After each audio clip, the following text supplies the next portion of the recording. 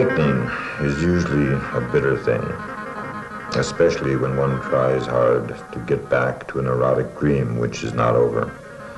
But this seldom succeeds.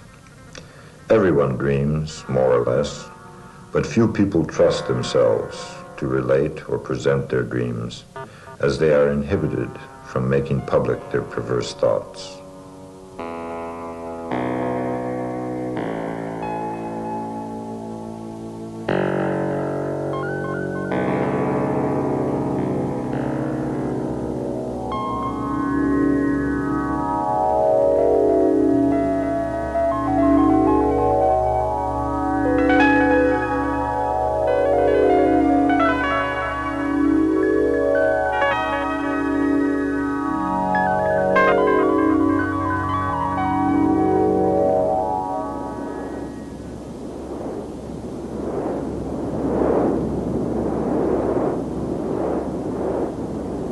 Now concerning my skin landscapes.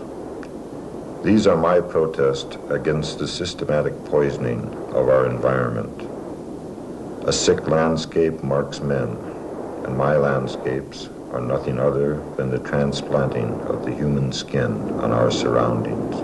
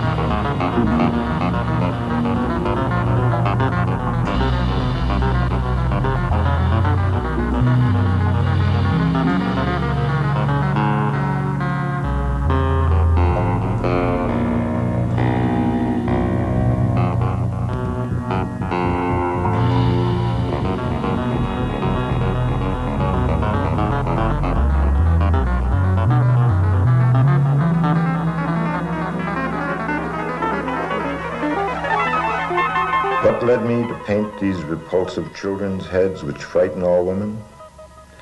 What scares me most is overpopulation with all its horrifying side effects such as epidemics, mass hysteria, famine, and total environment destruction.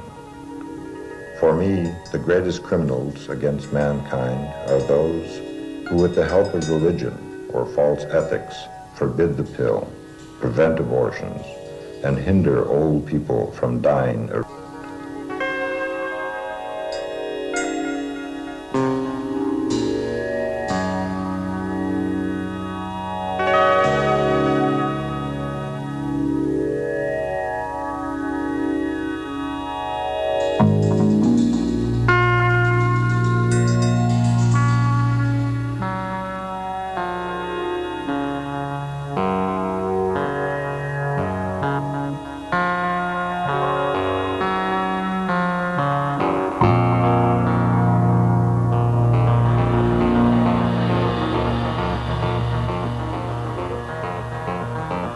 This is Bijan Alam.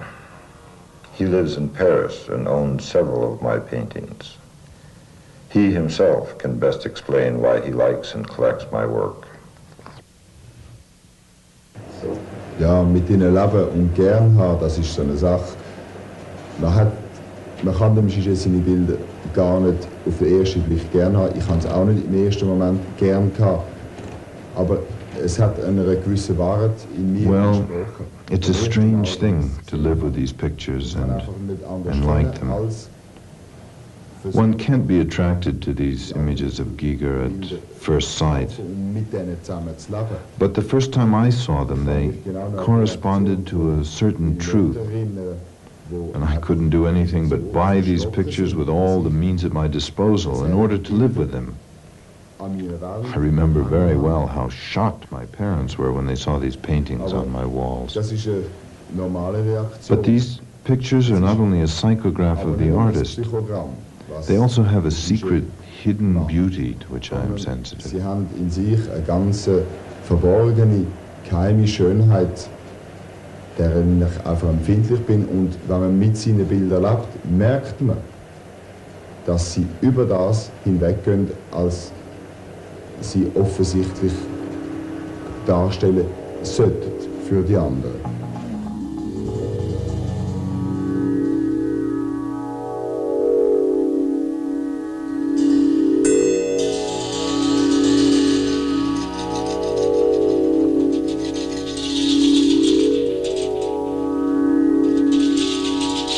This is Sonia Koblet. She owns a very beautiful painting of mine. Ich habe das Bild gekauft, weil ich schon von Kind her eine Vorliebe für Surrealisten. I bought this picture because even as a child I prefer surrealists, and I have followed Giger's career for a long time. I am fascinated by his technique. This painting differs from his varied variations on penis and vagina.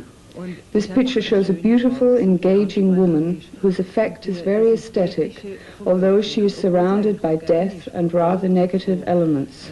This does not bother me at all. There are, of course, the reactions of my friends who look into my bedroom and say, "How can you live with a picture like that?" Well, first of all, I sleep under this picture, and secondly, this altercation between life and death creates no problem for me, because in this painting, life stands in the foreground, and it is a very attractive life indeed.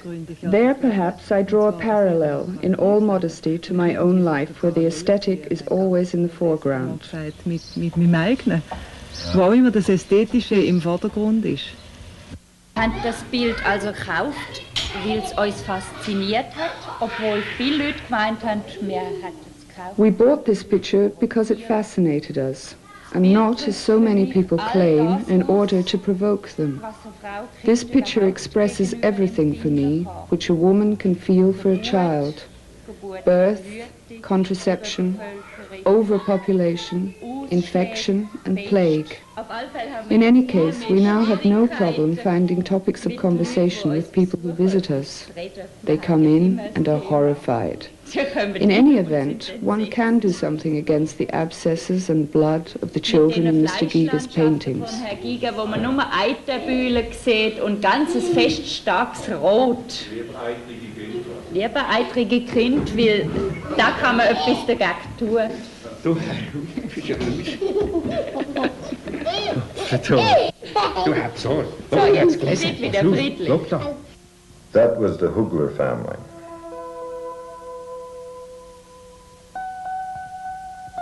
I live here outside Zurich in a small row house which belongs to me. My studio is in it, and I lead rather a secluded life with the exception of visitors, girlfriends, and so on. I like to live alone. I work best that way. I do not like it at all when fans or other interested people come just to see how it looks where I live.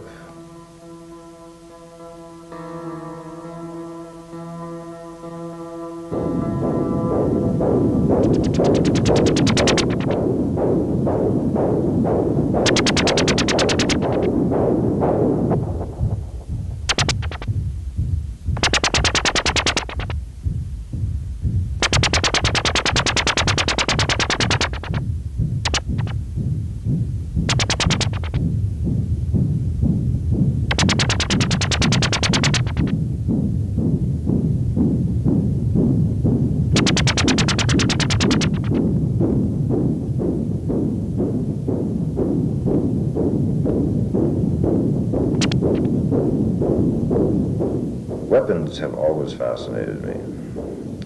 I have a whole collection of them, particularly handguns. I loaded my own ammunition, molded the bullets, and repaired and altered the pistols and revolvers myself. This went on till I did my military service, and there they spoiled it all for me and took all the pleasure out of shooting. Now, in my paintings, revolvers, pistols, and knives seem to demonstrate the aggressive character of my monsters.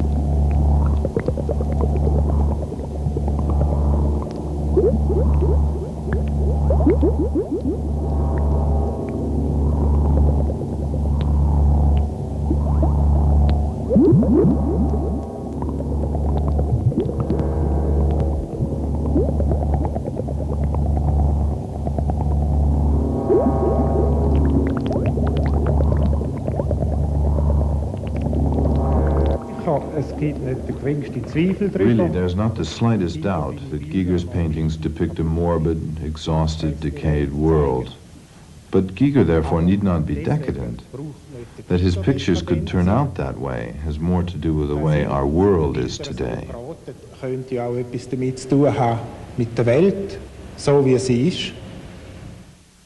That was Roland Greitler, the photographer who photographs my work. This is Jörg Stummer of the Gallery Stummer in Hupschmied, where I expose my work in Zurich. In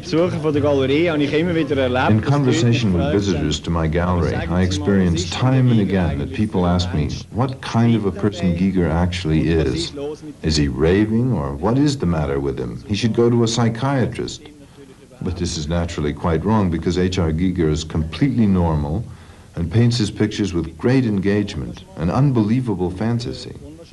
At home we have many paintings by many different artists, and when I ask Evely, who painted this picture, she says, see, that's by Giger.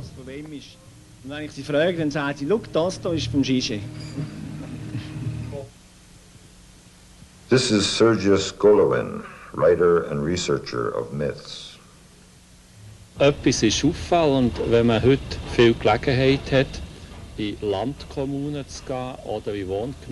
one has many opportunities to visit country communes in which young people are trying to develop a new lifestyle, one is struck by how often Giger's posters are to be seen on the walls. These people don't even know who the poster is by. The only explanation is that these images express something which is in us all today, something archetypical and primal that we long for or are frightened of. Sie drücken Sachen aus, nach denen wir uns alle sehnen oder von denen wir alle Angst haben.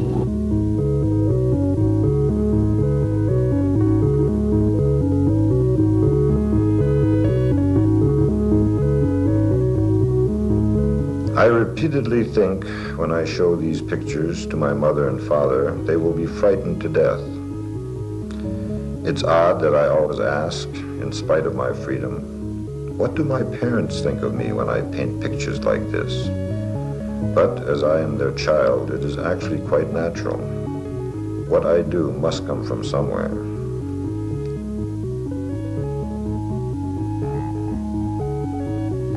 Das ist ein Vater, der überhaupt keinen Begriff habe, was Kunst sei, sondern Künstler dazu weggebracht habe, nicht? Ja. Das in dem Sinn. Und woher die Fantasie? That a father who has no idea what art is could produce such an artist. And where indeed does he get this fantasy? From the mother, of course. The mother has such a talent for fantasy, and so nervous she sees ghosts and such things, or perhaps not yet. Of course, this fantasy is connected with an overdose of hormones at the time of nursing in infancy. When they started testing these products, it didn't come from mother's milk alone. Beruht effektiv auf einer Überdosierung von Hormonen im Säuglingsalter, nicht wahr? Wo man die Sache erst ausprobiert hat, nicht? Und von der Muttermilch allein kommt es nicht. Nein, also aber ja.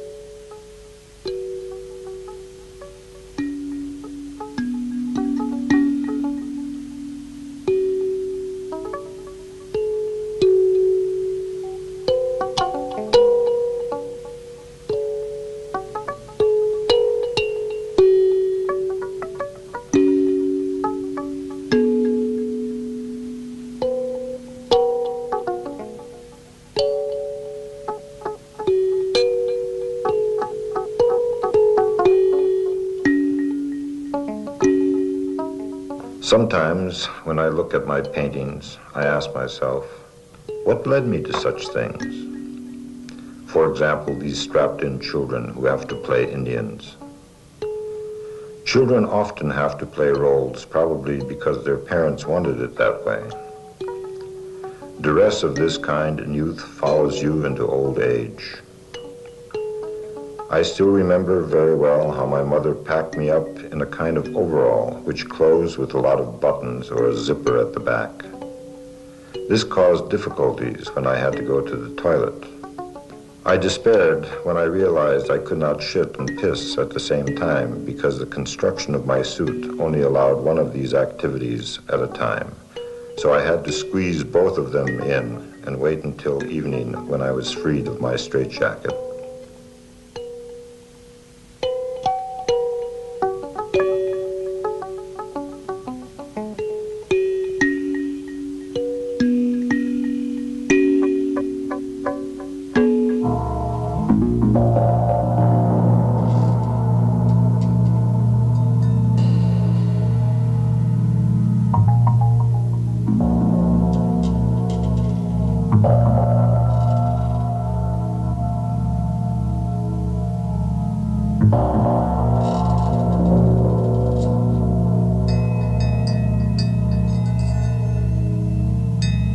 Among the elements which repeatedly appear in my paintings, it is above all the worms and the snakes which horrify me most. And I think to find a worm in excrement or vomit is the most horrifying thing I can imagine. In my pictures, worms take the form of technical elements such as tubes and hoses, and that reminds me of this. Once at Easter, I had to look after my grandmother's grave together with my mother. When turning over the earth, a thick worm crawled out, and I thought, my God, that's part of my grandmother. I let the spade fall and ran out of the graveyard.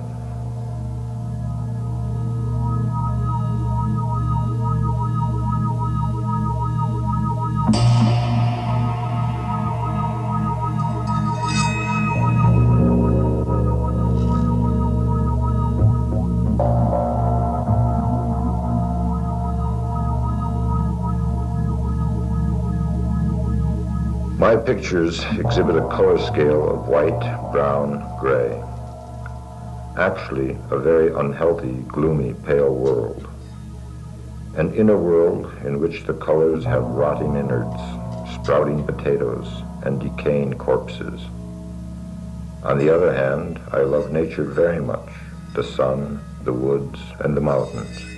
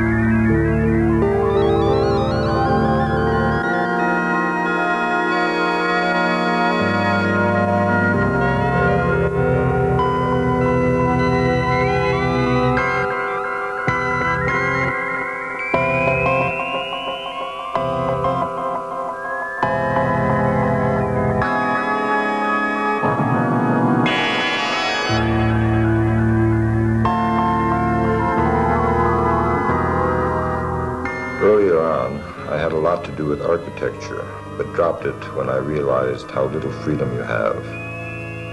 Then I went over to interior architecture, to industrial design, but gave that up too, because you have to adapt yourself to human proportions.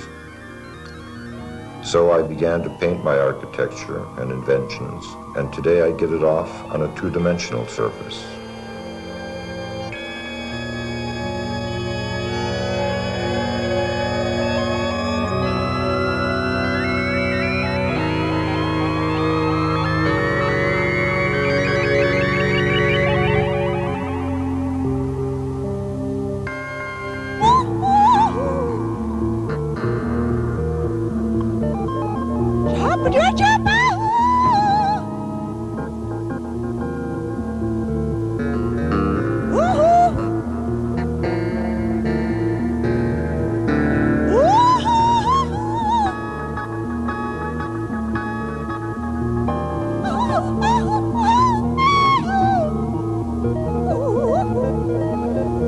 vernissages in the galleries are a big occasion for the artist. At last, he has the opportunity to show his work. He hopes a lot of people will come and admire it. The people come, drink the wine, glance at the pictures now and again for politeness' sake. People meet and want to be seen. For me, these events are always a little depressing. I pour out my entire inner life for them, vomit myself empty, and what do I get out of it? At the most, a look at a few beautiful women. That is the only thing which interests me on such occasions. That's why I prefer to exhibit with other artists, where everyone shows 2 or 3 pieces. Then you are not forced to admire your own work.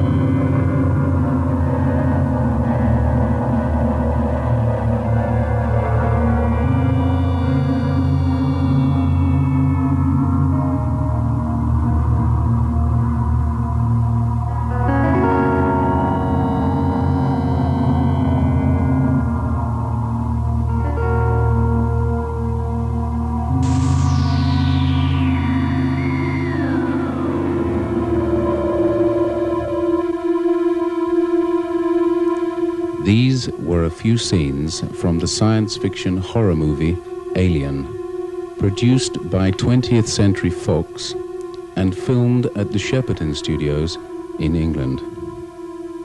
Our documentary is going to show you some of my work behind the scenes.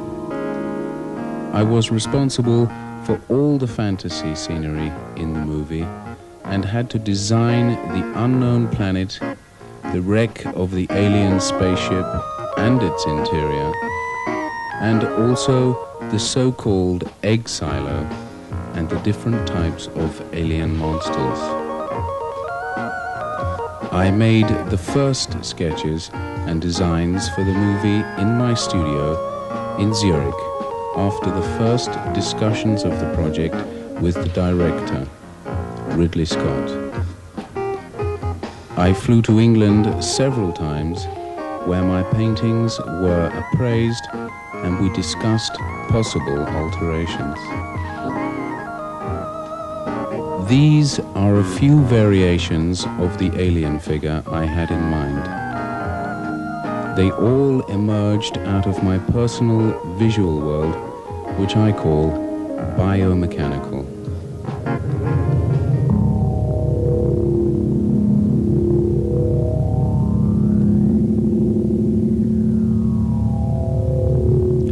The Egg Silo, an unrealized project.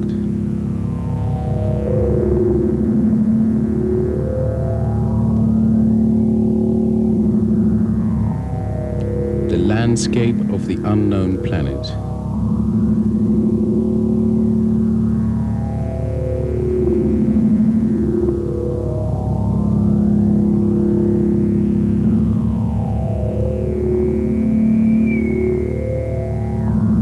The alien spaceship, derelict.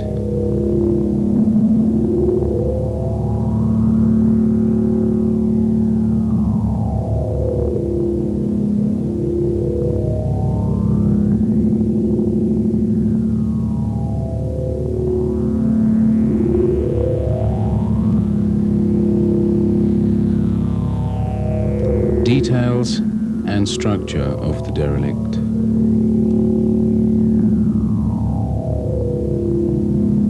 Entrance of the derelict. Passage in the derelict. Cockpit with the remains of the unknown being who was her pilot.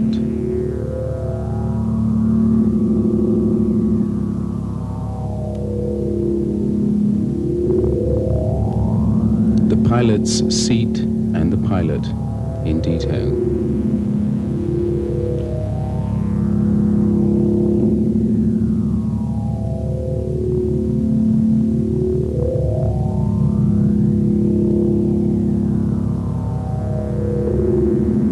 Shaft with a membrane.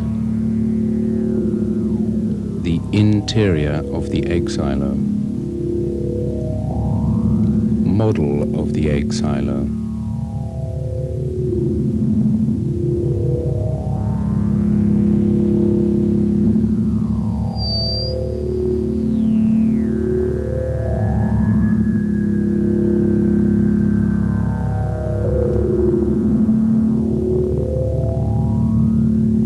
At Bray Studios, a group of specialists are making the models we needed for the special effects scenes. My colleague, P. Voise, will explain in a moment how these models are made and finally used in the movie.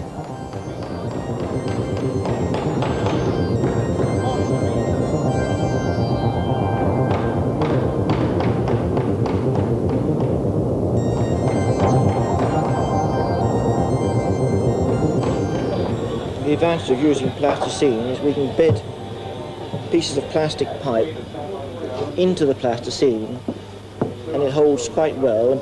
Areas like this we use pieces of plastic tube, cut it, fit it in, fix it with polyamine with nails or pins and then dress up to it with plasticine. This is being painted at the moment somewhere, so it'll be finished off later. the more areas in here. We can cut into the polystyrene, we can cut through. This part of the alien spacecraft is an area that was made full size on a large stage at Shepperton Studios. The total height is about 12, 13 meters high from here to here. You get some idea of the scale. That little figure there is approximately the right scale. The landscape was built at Shepperton Studios. Some of it, anyway, it comes back as far as here. A lot more will be built on the stage here in model form, which will cover a large area.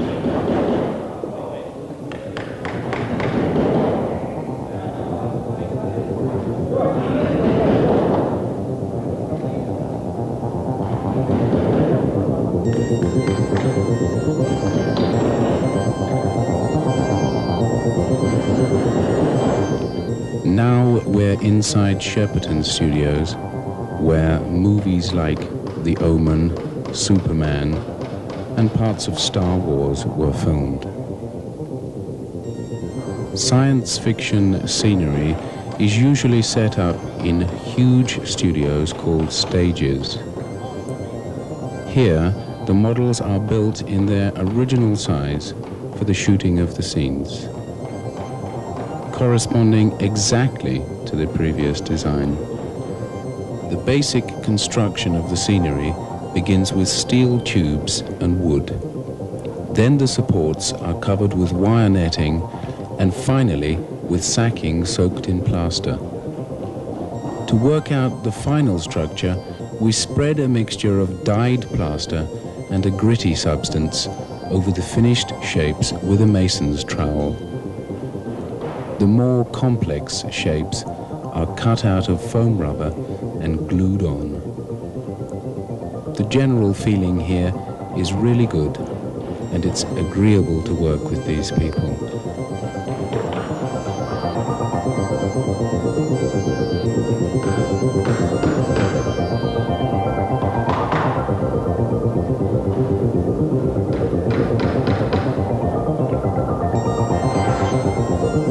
The tubes, only vaguely defined in the design, have to be integrated into the landscape and painted to fit in.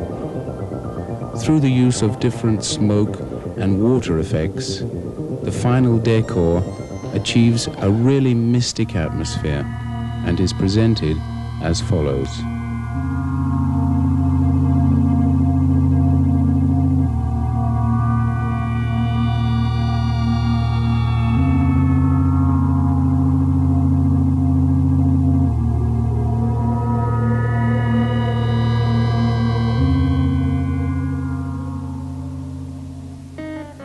The pilot in the cockpit. Using my design, P. Voisey and I sculpt the pilot in his seat, out of clay. Every detail is important, because it has to show up well in the final mold.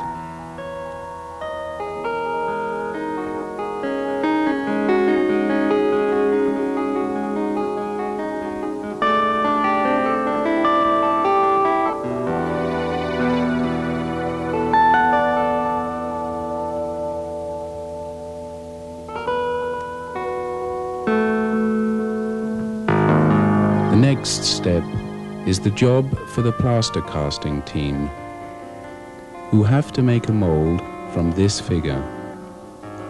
They're really working with terrific energy. To stabilize the forms, they insert strips of plaster-soaked sacking.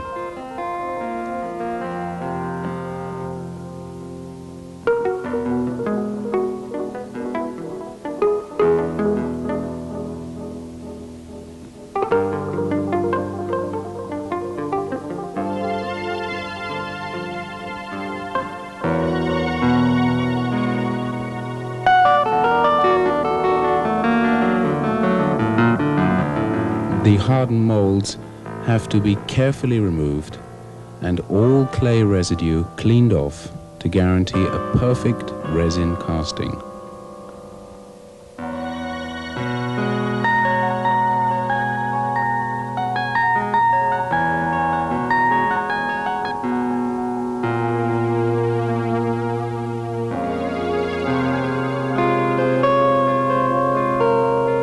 The remaining constructions are also built with wood, plaster and foam rubber. This man is carving out these technical-looking trimmings with a lot of patience and skill.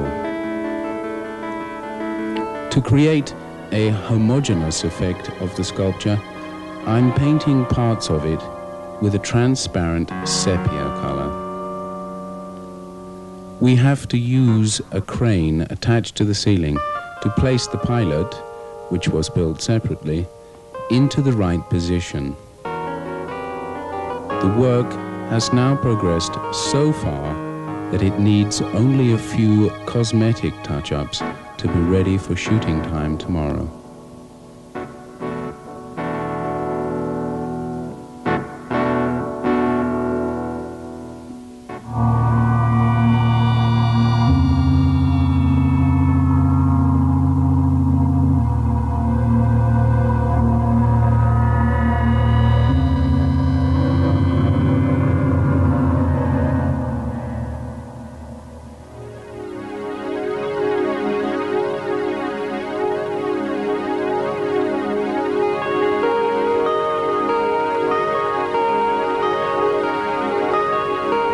The egg, or rather eggs, we used about 120 of them for this set, are the organic repositories of the aliens in their first form of appearance, the so-called facehugger. In the workshop, probably I had just started during a proverbial tea break. The pieces of ground on which all the eggs stand singly are in the making. The professionals are watching my work with interest. Probably the realization of a design like mine is new to them. The original idea for the egg's opening was a kind of mobile elastic slit, but the production felt that this was too directly reminiscent of female sex organs and worried about possible censoring in Catholic countries. So we settled on a similar but crosswise shape, which satisfied both the Catholic countries and my own sense of forms.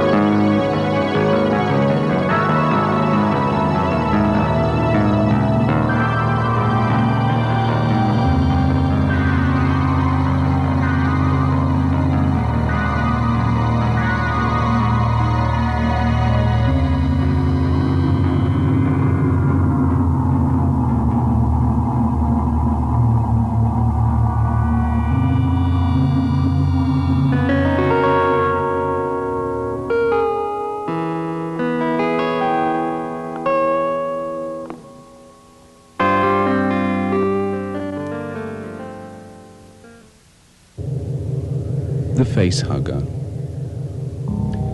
The design for the small alien monster named the facehugger is lying in wait inside the egg to be awakened out of its beauty sleep by the slightest touch of the astronaut's hand. It flings itself onto its victim, eating its way through the helmet, and settles on the man's face, forcing its long snout down into the helpless victim's throat in order to deposit its horrible seed. The cosmic incubation has begun. Having been a professional industrial designer, it means a lot to me to have a design show its symbolism as well as its functional aspect clearly. Therefore, I endowed the facehugger with the spring-like tail he uses to propel himself out of the egg, also with 8 long-jointed fingers and 2 pulsing testicle-like appendages for the spores. The delicate mechanism of the fingers is moved by invisible strings, and the pulsing comes from a small air pump.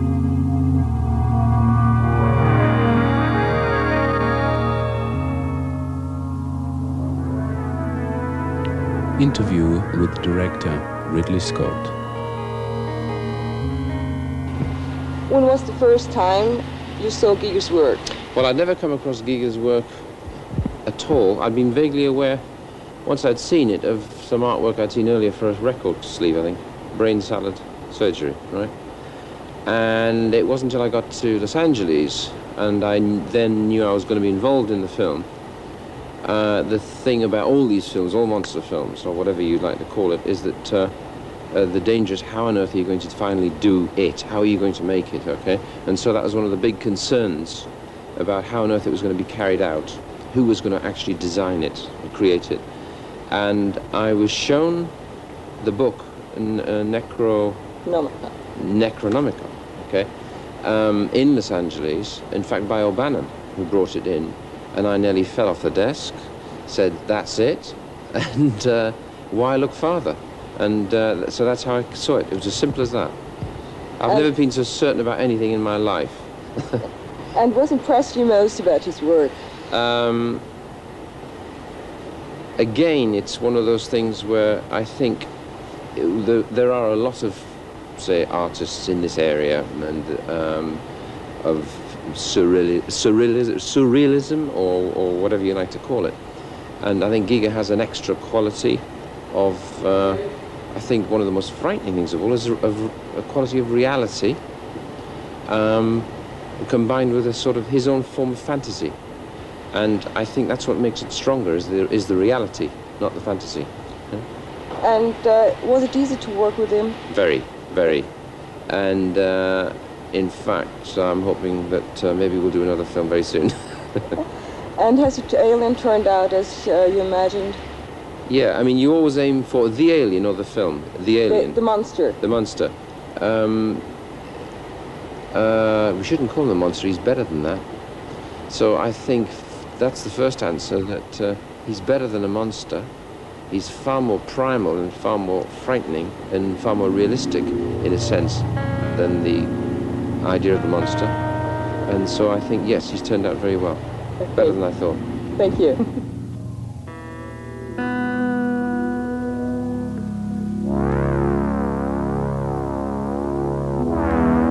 My suggestions for the adult alien was generally approved by everyone.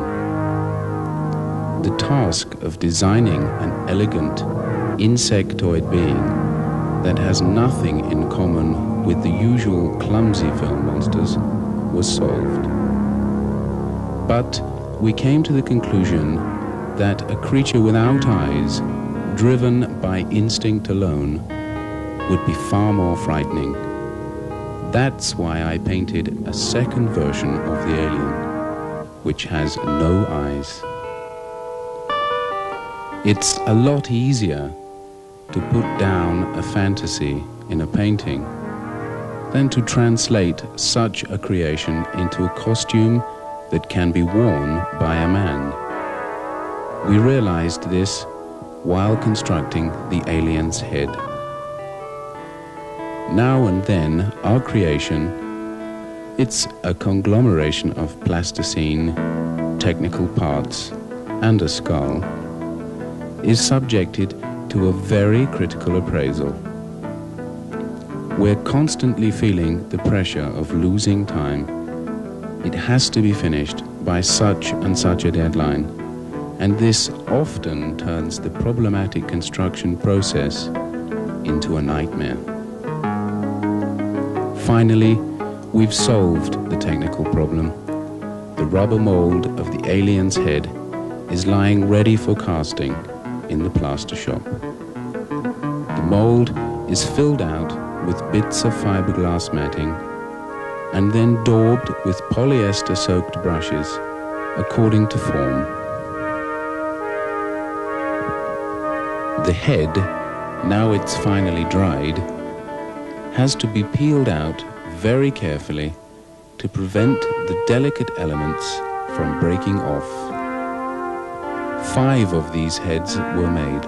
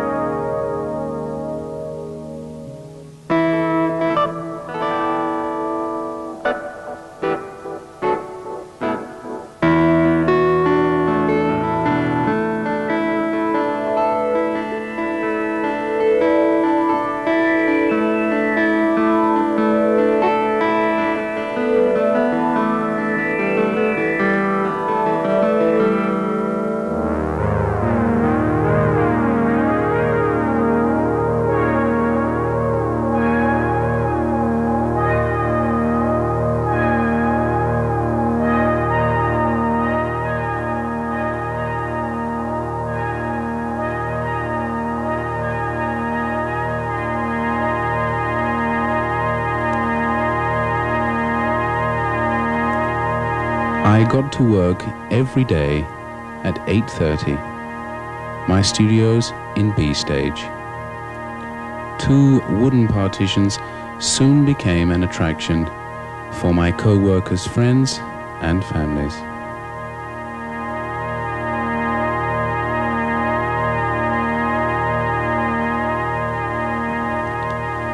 I modeled the alien costume on a plaster statue of the 7-foot-tall Nigerian Bulagi. It's laborious, intricate work to fit on layer after layer of plasticine, to add in tubes, cables, vertebrae of snakes, and so on, in order to finally see the biomechanical alien from my imagination standing in front of me.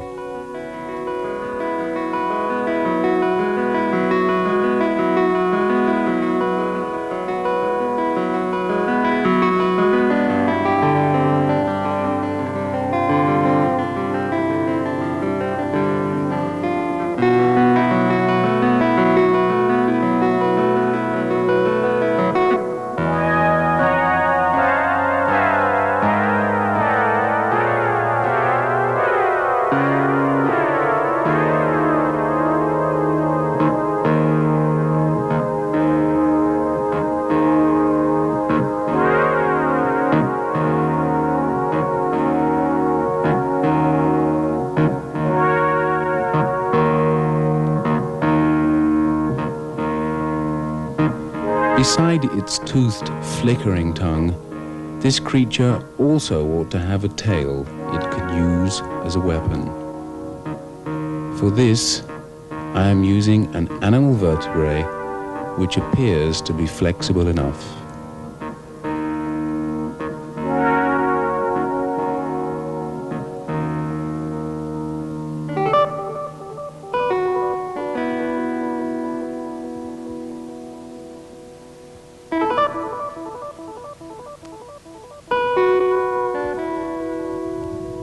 All these countless formal elements are needed to result in a really complete alien costume.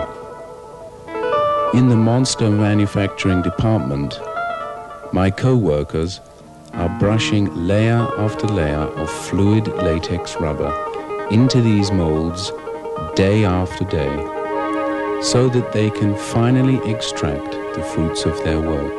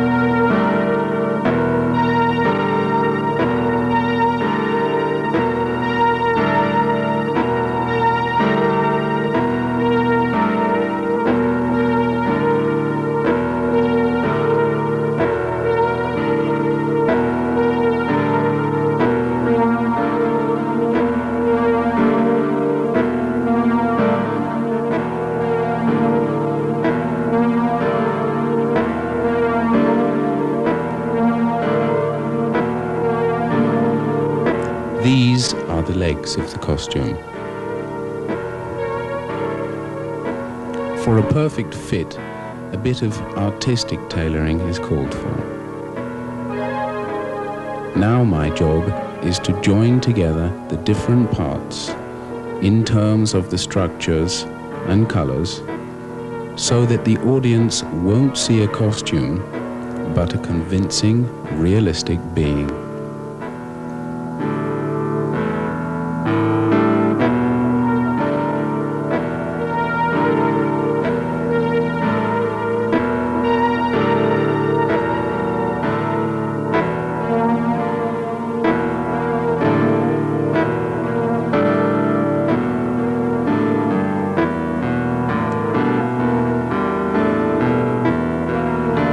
In another studio, Carlo Di Marchi is working on the facial musculature of the monster.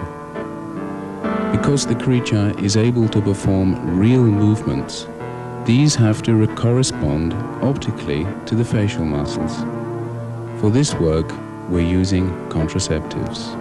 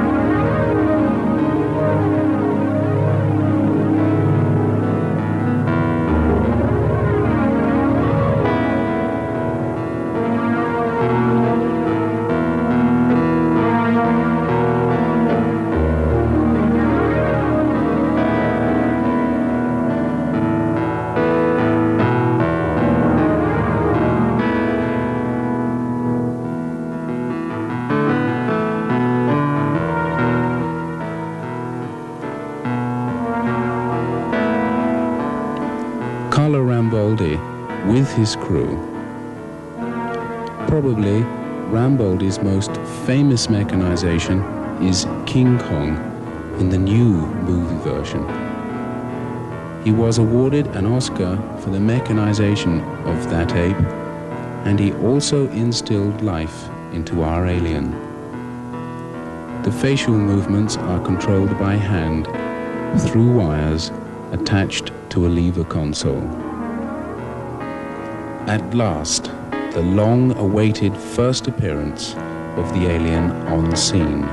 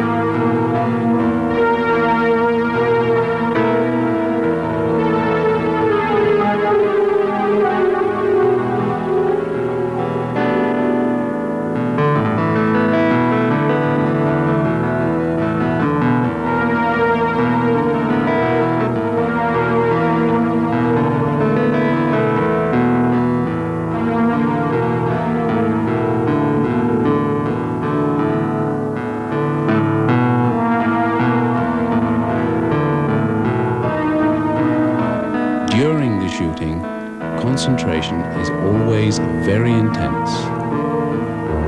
Scott is giving last instructions to the stuntmen.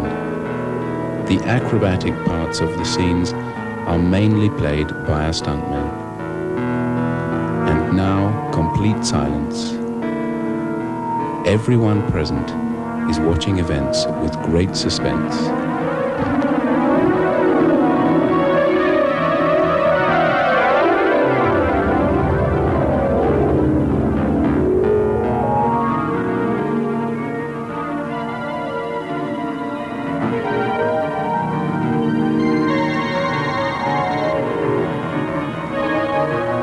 After the scene is shot and complete, everything gets torn down rather brutally and thrown away. You really have to be a seasoned professional to stand this sight without feeling some nostalgia. The next producer is already waiting at the door with his contract.